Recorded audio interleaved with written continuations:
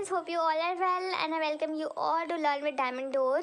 So guys, it's my request, जो भी ये वीडियो देखेंगे ना प्लीज़ आप सब्सक्राइब कर दीजिएगा क्योंकि मैं वीडियोस बहुत ज़्यादा जल्दी डाल रही हूँ क्योंकि मुझे पता है एग्ज़ाम्स आने वाले हैं और टाइम बहुत कम है. So I just try my best to cover each and every part and I just want you just to do subscribe my channel so that मैं जितनी जैसे भी वीडियो जब भी डालती हूँ ना आपको तुरंत नोटिफिकेशन पहुँच जाए. और आपको अगर डिस्टर्ब कर रही है तो आप ऐसा करिए, तो मतलब आपको क्या करना है, म्यूट कर देना है, ठीक है ना. बट आप आपको नॉर्मली डिस्टर्ब नहीं करेगी, लेकिन जब आप यूट्यूब खोलेंगे तो आपको रिकमेंडेशन या फिर ऊपर आएगा, ठीक है ना. आप मतलब जब मैं वीडियो डालूंगी तो आपको टंग टंग करके परेशान नहीं करेगा, ठीक है ना. But when you just open the app YouTube तो आपको दिखेगा, ठीक है ना. तो आपको दिखेगा. सब्सक्राइब करने से ये होगा फ़ायदा, ठीक है ना.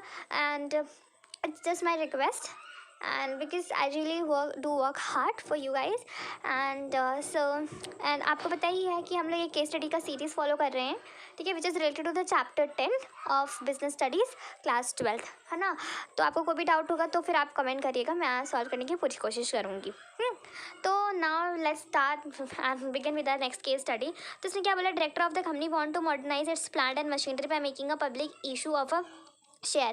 They wish to approach the stock exchange while the finance manager prefers to approach a consultant for a public issue of a shares. Advise the directors whether to approach the stock exchange or a consultant for a new public issue of shares and why.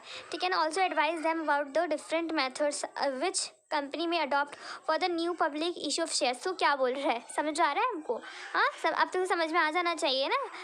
We just completed lots of case studies, है ना. हमने तो बहुत सारी case studies complete कर ली है. मुझे लगता है कि आपको अब थोड़ा बहुत क्लैरिटी हो जानी चाहिए कि हम कैसे क्वेश्चन को अटेंड करेंगे, कहाँ से हमें कंसेप्ट मतलब कहाँ से हमें आइडिया लगेगा कि this should be the answer, ठीक है. तो इसकी एक्सप्लेनेशन मैं करती हूँ. जिसको नहीं एक्सप्लेनेशन चाहिए नहीं चाहिए तो जस्ट आप लोग आगे बढ़ जाइए, ठीक है ना. हाँ, तो इसने बोला है कि director of a company want to मतलब नॉर्मल सी बात है, प्लान एंड मशीन बहुत दिनों से काम कर रही है, अब हमें मॉडर्नाइज करने की ज़रूरत है क्योंकि भाई 21st सेंचुरी आ गया है. तो भाई काम अब मतलब it's like a game changer वाली कहानी चल रही है ना. हाँ, bye making a public issue of the shares, ठीक है. उसने बोला कि भाई देखो हम लोग पब्लिक इशू करेंगे, ठीक है ना.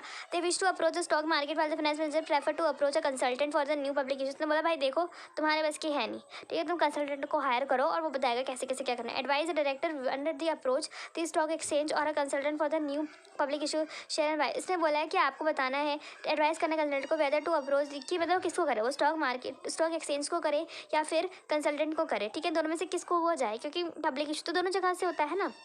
देविश मतलब डायरेक्टर वो चाहता था लेकिन फाइनेंस मैनेजर ये चाहता था. अब डायरेक्टर को बेचारा कंफ्यूज है भाई क्या करे, ठीक है. लेकिन हमें पता है कि 12th क्लास के बच्चे बहुत इंटेलिजेंट है क्योंकि वो तो पढ़ रहे हैं, तो हम उसके पास आएंगे, ठीक है. तो इसलिए वो सब लोग मिलकर आपके पास आए, समझ रहे हो ना आप लोग. वो डायरेक्टर्स हैं और ये फाइनेंस मैनेजर है, फिर भी इन लोगों का कम पड़ गया, ये लोग आपके पास आए हैं. हाँ, तो देख रहे हो आप लोगों की कितनी ज़्यादा अहमियत है.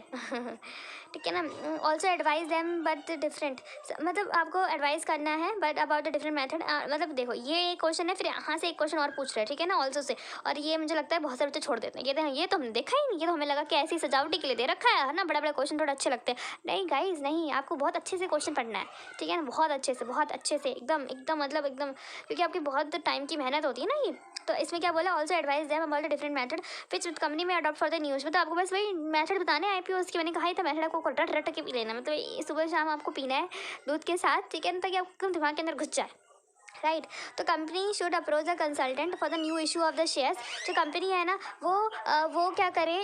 वो क्या करे कि ना कंसल्टेंट को अप्रोच करे. The stock exchange deal with the sale and purchase of the existing share only but not in the new share. तो बहुत नॉर्मल सी बात है. स्टॉक्स ऐसे सेकेंडरी में क्या होता है, buying and selling of the existing. पर हमें तो यहाँ पे न्यू चाहिए क्योंकि इसने बोला public issue of the shares. इसने बोला ही नहीं एग्जिस्टिंग के साथ बाय एंड सेल करना. उसके अंदर वैसे एग्जिस्टिंग के अंदर कंपनी तो आएगी ही नहीं.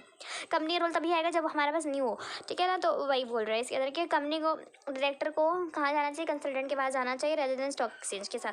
अभी बहुत सारे अपने मेथड पढ़े थे. Offer through prospectus, private placement, EIPOs, offer for the sale and the right issue. So I am not going to explain it because I explain more than 7 to 8 times, है ना. पढ़ाते वक्त केस स्टडी में तो आ ही रहा है, मतलब जम के आ रहा है. और एक केस स्टडी के अंदर तो पूरा ये मेथड आया था, सेम ऐसे ही बोला गया था क्वेश्चन कि आपको डिफरेंट मेथड बताने हैं. तो मैंने उसके अंदर आपको एक्सप्लेन किया है.